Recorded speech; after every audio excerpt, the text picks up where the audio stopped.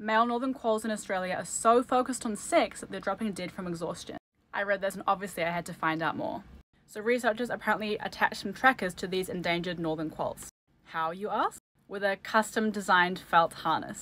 Can I just stop to say, how cute is this animal with its little custom tracker backpack? So anyway, after attaching trackers to these quolls and waiting for them to walk around for a little bit, the researchers found that the males and females had quite a big difference in terms of how much time they were resting each day.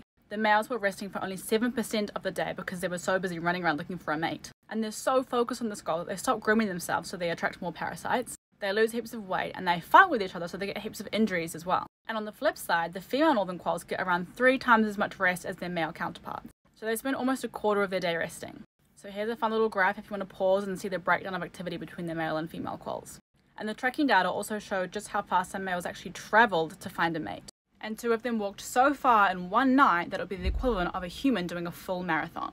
So essentially what's happening is these male quolls are walking huge distances, getting very little rest, and sustaining multiple injuries, so come the end of the mating season they're especially vulnerable to predators. And their little bodies are so fatigued in some cases that they're just dropping dead. Interestingly enough, the actual dying part is not actually that unusual. So quolls engage in a mating practice called simulporous mating. So the males only mate for 1 season before dying, whereas the females can live for up to 4 seasons. But what makes quolls different is that the other small mammals who engage in simulporous mating, they die from a huge flood of stress hormones in the body. But these male quolls are dying from fatigue. Let us know what you think in the comments, and if you want to read the study, you can find it here.